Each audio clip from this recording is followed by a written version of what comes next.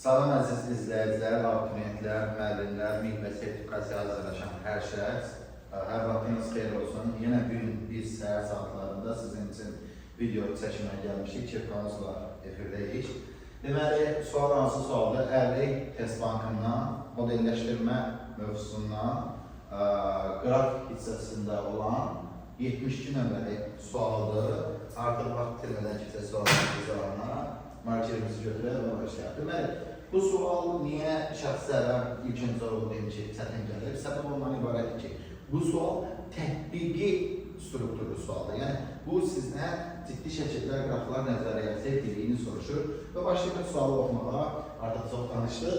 Bütün dillərdən uzunluğu müxtəlif olan, deməli, bu sözü qeyd edirəm özüm üçün. Necə qeyd edirəm? Deməli, burada çoxlu til var. El-ilər bir-birindən fərqlidir. El olaraq qrafa nəzəriyyəsində qeyd olunur. Onu qeyd edək. Tam ədəddir. Uzunluğu daxildir deyək. Yəni, belə deyirlər.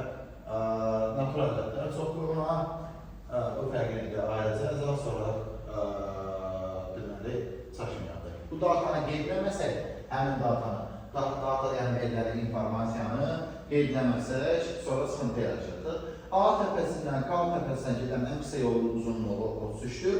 Buna əsasən x1 bizdən soruşur, minimum x1 vurulsun, x2-nin, daha doğrusu böyle yazı dildə qiymətini istəyir. Bir datanı diqqətlədirsə, qeyd eləmədim, ifadə edib ama qeyd eləmədim. A təpəsindən K təpəsinə ən qısa yolun uzunluğu 33-dür. Biz bunu bilməkdən ötürü ya bir ağac seçməliyik, ya qraf seçməliyik. Ağac seçəcək, səbəb odur ki, sadəcə daha detallı izah edə biləyik. Deməli, A təpəsindən haralara yol var, biraz böyük götürək. İnşallah ki, sizə orada məmak edin, hoşum gəlmədi.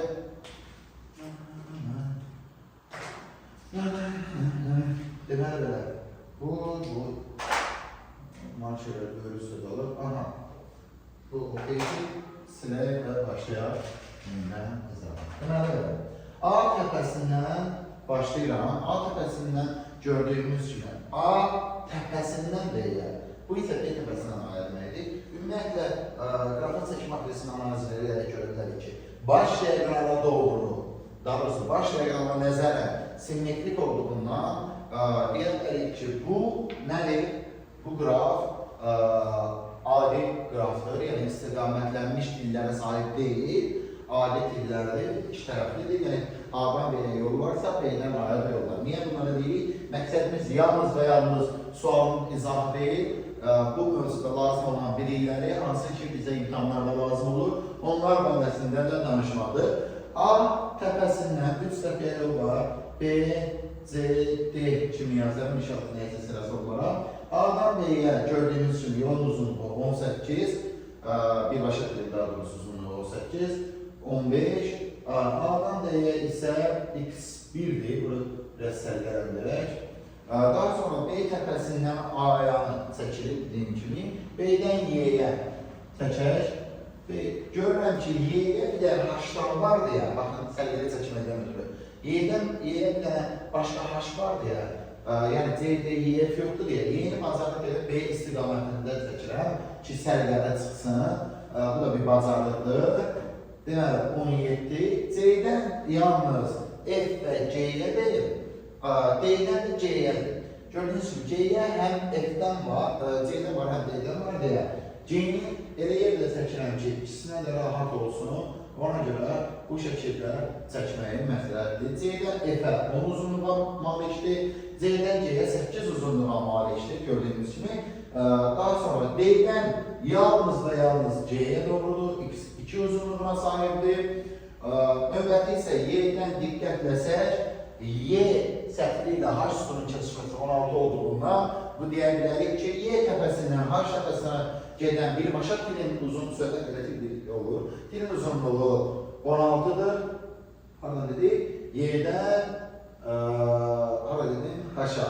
Əgər diqqətləsək, H-a gələn Y'dən də, F-dən də, C-dən də var deyə, diqqətlə, Y'dən də, F-dən də, C-dən də var deyə olur.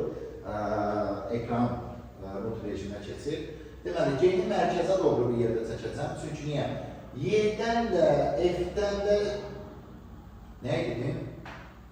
C, H deyil, C-ni, H-ı. Hər üçündən var. Y-dən 16, 11 və 6 uzunluğuna sahibdir. Uyğun olaraq gördüyünüz kimi. Daha sonra artıq H-da toplanandan sonra diqqət etsək, bu nöqtədən dolayı belə keçiddən biz bilirik ki, H-dan I-yə və J-yə var. Fərqli istiqamətlərdə çəkilik qarışıqlıq olmasın. H-dan I-yə deməli 4, J-yə isə 3-dür.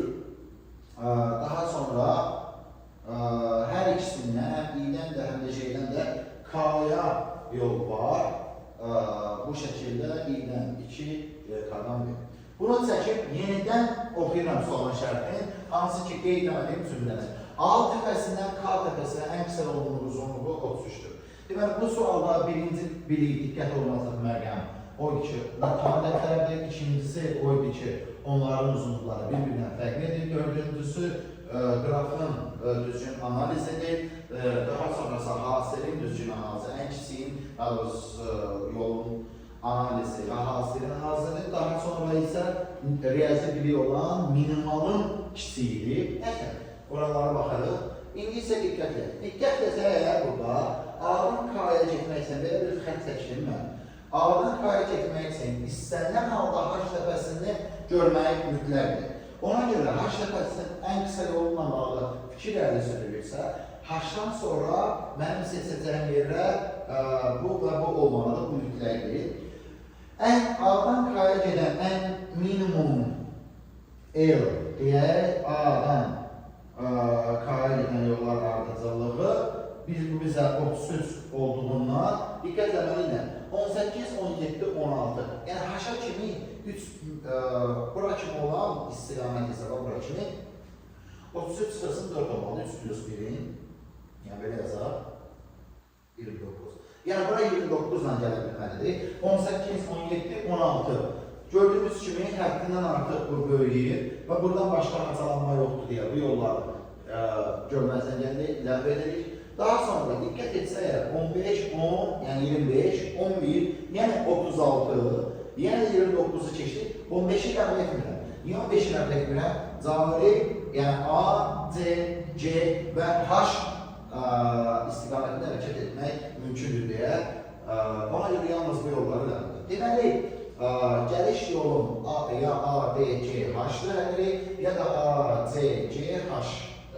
Əgər A, C, C, H-a baxsaq 15 plus 8 plus 6. Bu bizə verəcək 29, yəni davam edir. Əgər ki, yəni biraz açıqlayacaqsa, bu yolu seçsək, A, C, C, daha sonra H, A, C, C, H, sonra isə J, sonra isə K yolunu seçsək, bu 15, 8, 6, 3 və 1 qiymətlər olacaq. Yəni, bunun bizə verdiyi yolun uzunluğu ümumilikdə 33 olacaq.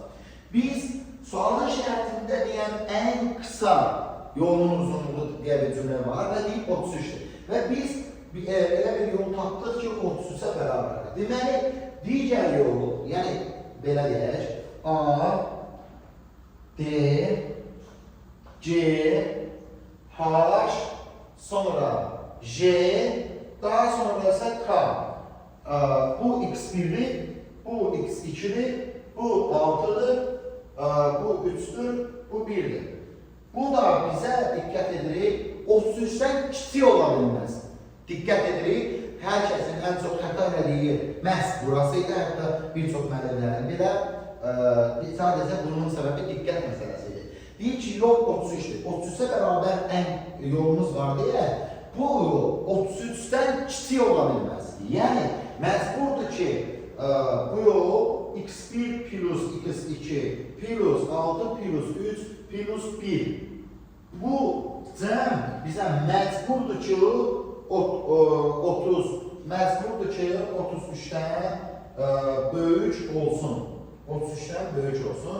Həmin yeri də deməli gəlirik, yazırıq burada n-siliş, silpiyoruz, nəsə dövüşün ekran orası rejimine keçir. Nəysə ekran çekilir. Deməli gəldik bura. Buradan belə çıxardırıq ki, x1 plus x2 33-dən böyük bərabərdir deyimiz kimi. Böyük yox, böyük bərabər olmalıdır. Çünki kiçik olmamalıdır. Kiçik olmamalıdır, yəni böyük bərabər olmalıdır. Tam tərsi belə deyək də, riyaziyyat ediləndirsə A çıxılsın A işdir qaydasına görə x1 plus x2 onda 23-dən böyük bərabər olacaq. Həmin bu deyi yekunda riyazi olaraq tətbiq edəcəm. Artıq riyaziyyat deyil və ilk sətirdəki, ilk cümlədəki yerdəyik. Bunu rahat sizə göstərməkdən ötürü mərkəzə ümidvaram oradan düşürük. Bu sahədə göstərəcəm. Biraz lövhəni düzgün bölmədim. Əgər bizə x1 plus x2 ümidvaram görsən biraz böyüyəcək. x1 plus x2 23-dən böyük bərabər halını aldı. İndi diqqət edin, yenə də birinci cümləyə geri döndürürük. Bütün dillərin uzunluğu müxtəlif və tam ədəddir. Deməli, x1 ilə x2 1, 2, 3, 4 olmaz, ola bilər 5. x1 və x2-dən hansısa bir qiymətdir. 6 ola bilməz, ola bilər 7. 8 var, ola bilməz, ola bilər 9. Daha sonra 10 var, 11 var, 12-ni görmürəm. Ümidvaram, yanlışlıq eləmirəm. 12. Daha sonra 13 sualın müəllifi olasan, sualın həlində düşünəsən. 12, daha sonra 13 görmürəm, 13'ü qeyd edirəm. Daha sonra 14, 14'ü görmürəm, qeyd edirəm orada. Yəni, buradakı var olan tillərdən heç birinin uzunluğu 14 olmadığından dolayı 15 var mı? Var. Gördüğünüz kimi 15 uzunluğuna sahip til var, 16 uzunluğuna sahip til var, 17 uzunluğuna sahip til var, 18 uzunluğuna sahip til var. Buna göre de 19 olur. İndi 19'dan sonra da ne istese olar. Yani bura 20 ise 20'den büyük. Çünkü zaret çəki matrisində artıq ən böyük ədəd 18 görsəndiyindən dolar. Bu ədədlərdə diqqət əməli hasilin bacardığı qədər kiçik olmağı verilen ötürü. Riyazi qayda var. Cəmin sabit qiymətində vurullar bir-birindən uzaq olmalıdır. Bu hardan çıxır? Bununla bağlı sınıflıqlar olanlar riyaziyyat müəllimlərindən kömək ala bilərlər. Müxtəsər vurma düsturundan belə bu qaydanı çıxartmaq olar. Nəyəsə davam edir. İndi diqqət edin. Deməli, bizə cəmin 23 verən bir hal var. Cəmin 23 verən bir hal var. 9'dan 14. Bu halı hələ saxlayaq. Çox adamın səhv elədiyi bir yerdəyik. 9 vurulsun 14 bizə 90 plus 36 126 qiymətin verəcək. Çox adam bizim tespit çıxanda bizə yazılmış cavablar səhv gedir.